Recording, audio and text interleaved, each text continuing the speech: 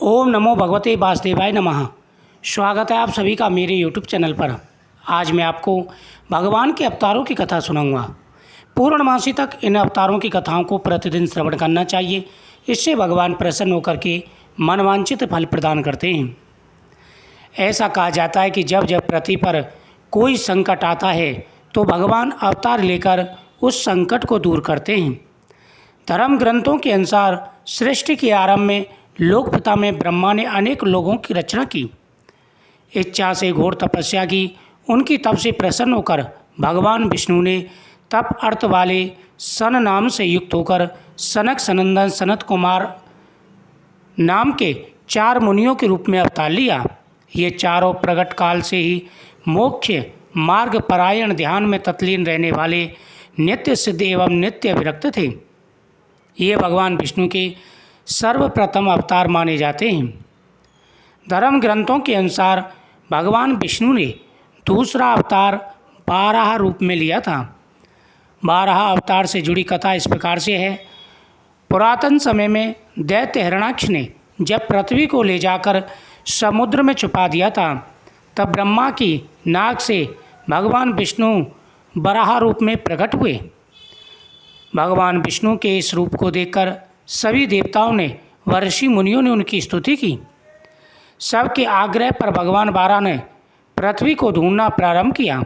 अपनी नूतनी की सहायता से उन्होंने पृथ्वी का पता लगा लिया और समुद्र के अंदर जाकर अपने दांतों पर रखकर वे पृथ्वी को बाहर ले आए।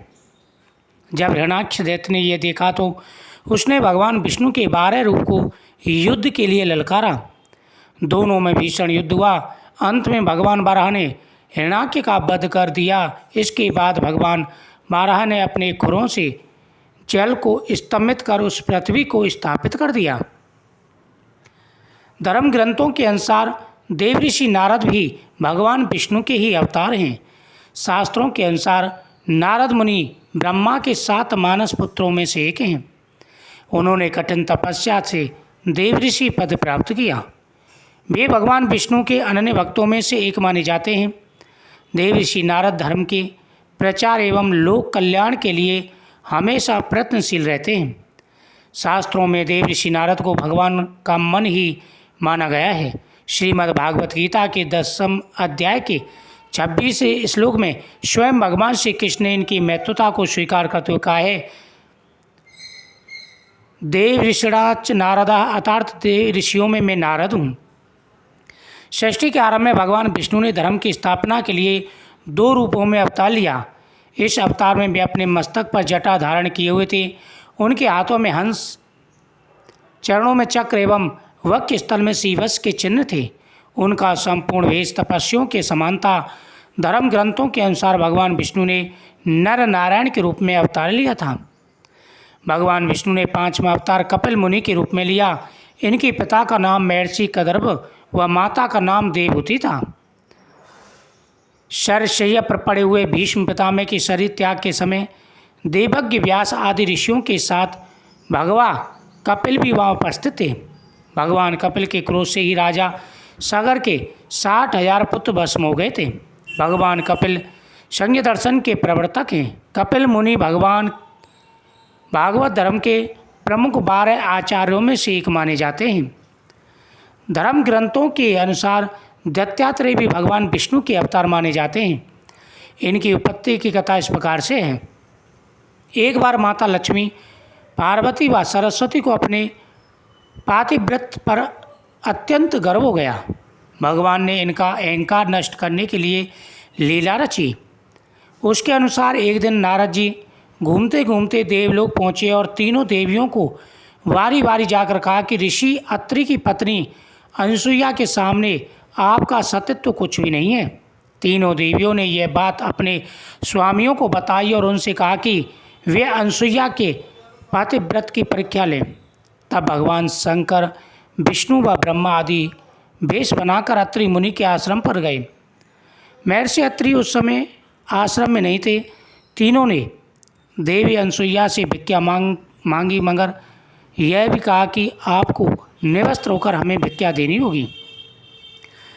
अनसुईया पहले तो यह सुनकर चौंक गई, लेकिन फिर साधुओं का अपमान न हो। इस डर से उन्होंने अपने पति का स्मरण किया और बोला कि यदि मेरा पतिव्रत धर्म सत्य है तो ये तीनों साधु 6-6 मास के शिशु हो जाएं। ऐसा बोलते ही त्रिदेव शिशु होकर रोने लगे। तब अनसुईया ने माता बनकर उन्हें गोद में लेकर स्तनपान कराया और पालने में झुलाने लगीं। जब तीनों देव अपने स्थान पर नहीं लौटे तो देवियाँ व्याकुल हो गईं। तब नारद ने वहाँ जाकर सारी बात बताई। तीनों देवियाँ अनसुईया के पास आईं और क्षमा मांगी। तब देवी अनसुईया ने त्रिदेव को अपने पूर्व जन्म में प्रसन्न कर दिया। प्रसन्न होकर त्रिदेव ने उन्हें वरदान दिया कि हम तीनों अपने अंश से तुम्हारे गर्भ से पुत्र रूप में जन्म लेंगे। तब ब्रह्मा के अंश से चंद्रमा, शंकर के अंश से दुर्वासा और विष्णु के अंश से दत्तात्रेय ने जन्म लिया। भगवान विष्णु के 7वें अवतार का नाम यज्ञ है। यह धर्म के अनुसार भगवान यज्ञ का स्वयंभुक मन्वंतर में हुआ था। स्वयंभुक मनु की पत्नी शतरूपा के गर्भ से आकुति का जन्म हुआ। वे रुचि प्रजापति की पत्नी हुई। इन्हीं आकुति के यहाँ भगवान विष्णु यज्ञ ने अवतरित हुए। भगवान यज्ञ के उनकी धर्म पत्नी दक्षिणा से अत्यंत तेजस्वी 12 पुत्र उत्पन्न हुए। वे ही स्वयंभुक मन्वंतर में याम नामक 12 देवता कहलाए। भगवान विष्णु ने ऋषभ देव के रूप में 8वां अवतार लिया। धर्म ग्रंथों के अनुसार महाराज नाभि की कोई संतान नहीं थी। इस कारण उन्होंने अपनी धर्मपत्नी मेरु देवी के साथ पुत्र की कामना से यज्ञ किया। यज्ञ से प्रसन्न होकर भगवान विष्णु स्वयं प्रकट हुए और उन्होंने महाराज नाभि को वरदान दिया कि मैं ही तुम्हारे यहाँ पुत्र रूप में जन्म लूँगा। वरदान स्वरूप कुछ समय बाद भगवान विष्णु महाराज नाभि के यहाँ पुत्र रूप में जन्मे। पुत्र के अत्यंत सुंदर सुगंध शरीर, कीर्ति, तेल, बल, ऐश्वर्य, यश, पराक्रम और शूरवीरता आदि गुणों को देखकर महाराज नाभि ने उनका नाम ऋषभ श्रेष्ठ रखा। भगवान विष्णु के एक अवतार का नाम आदिराज प्रतु है। धर्म ग्रंथों के अनुसार स्वयंभुक मनु के वंश में अंग नामक प्रजापति का विवाह मृत्यु की मानसिक पुत्री सुनीता के साथ हुआ। उनके यहाँ बैन नामक पुत्र हुआ। उसने भगवान को मानने से इनकार कर दिया और स्वयं की पूजा करने के लिए कहा। तब महर्षियों ने मंत्र पूत कुशों से उसका वध कर दिया। तब महर्षियों ने पुत्रहीन राजा बैन की भुजाओं का मंथन किया, जिससे प्रतु नाम उत्पन्न हुआ। प्रतु के दाहिने हाथ में चक्र और चरणों में कमल का चिन्ह देखकर ऋषियों ने बताया कि प्रतु के वेश में स्वयं श्री हरि अंश अवतार में प्रकट हुए हैं। पुराणों के अनुसार भगवान विष्णु ने सृष्टि को प्रलय से बचाने के लिए मत्स्य अवतार लिया था। इनकी कथा इस प्रकार से है। कृतयुग के आदि में राजा सत्यव्रत हुए। राजा सत्यव्रत एक दिन नदी में स्नान कर जलांजलि दे रहे थे। अचानक उनकी अंजलि में एक छोटी सी मछली आई। उन्होंने देखा, सोचा वापस सागर में डाल दूं, लेकिन उस मछली ने बोला, आप मुझे सागर में मत डालिए, अन्यथा बड़ी मछलियां मुझे खा जाएंगी। तब राजा सत्यव्रत ने मछली को अपने कमंडल में रख लिया। मछली और बड़ी हो गई तो राजा ने उसे अपने सरोवर में रख दिया। तब देखते ही देखते मछली और बड़ी हो गई। राजा को समझ आ गया कि यह कोई साधारण जीव नहीं है। राजा ने मछली से वास्तव स्वरूप में आने की प्रार्थना की।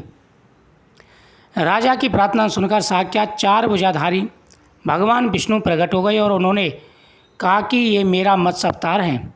भगवान ने सत्यव्रत से कहा, सुनो राजन, आज से 7 दिन बाद प्रलय होगी। तब मेरी प्रेरणा से एक विशाल नाव तुम्हारे पास आएगी। तुम सप्त ऋषियों और औषधियों, बीजों व प्राणियों के सूक्ष्म शरीर को लेकर उसमें बैठ जाना। जब तुम्हारी नाव डगमगाने लगेगी तब मैं मत्स्य के रूप में तुम्हारे पास आऊँगा। उस समय तुम बाँस की नाक के द्वारा उस नाव को मेरे सींग से बांध देना। उस समय प्रश्न पूछने पर मैं तुम्हारे उत्तर दूंगा, जिससे मेरी महिमा को परम ब्रह्म नाम से विख्यात होगा तुम्हारे हृदय में प्रकट हो जाएगी। तब समय आने पर मत्स्य रूपधारी भगवान विष्णु ने राजा सत्यव्रत को तत्व ज्ञान का उपदेश दिया, जो मत्स्य पुराण के नाम से प्रसिद्ध हुआ। इस पुराण का श्रवण करने से सभी प्रकार की मनोकामनाएं पूरी हो जाती हैं। जो व्यक्ति सच्चे मन से भगवान के इन अवतारों की कथाओं का श्रवण करते हैं, उन्हें हर प्रकार का सुख और वैभव प्राप्त होता है।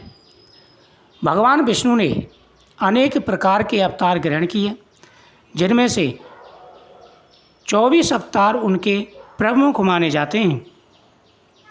जो प्रतिदिन इन अवतारों की कथाओं का श्रवण करते हैं, उन्हें हर प्रकार का सुख और वैभव प्राप्त होता है। आज हमने आपको इस वीडियो के माध्यम से इन अवतारों की कथा सुनाई। आगे के अवतारों की कथा अगले वीडियो में हम सुनाएंगे। इस कथा का प्रतिदिन श्रवण करें और पूर्णमासी तक कथा का श्रवण जरूर करें। भगवान की कृपा से आपकी सभी मनोकामनाएं पूरी होंगी। पूर्णमासी के दिन सत्यनारायण भगवान की पूजा की जाती है, तो पहले आप इन कथाओं का श्रवण कर लें, फिर सत्यनारायण भगवान की कथा का श्रवण करें। आपके जीवन में आ रहे सारे कष्ट, सारे दुख दूर हो जाएंगे और भगवान सदा ही आपके ऊपर अपनी कृपा दृष्टि बनाए रखेंगे। मुझे उम्मीद है आपको ये कथा बहुत ही सुंदर लगी होंगी।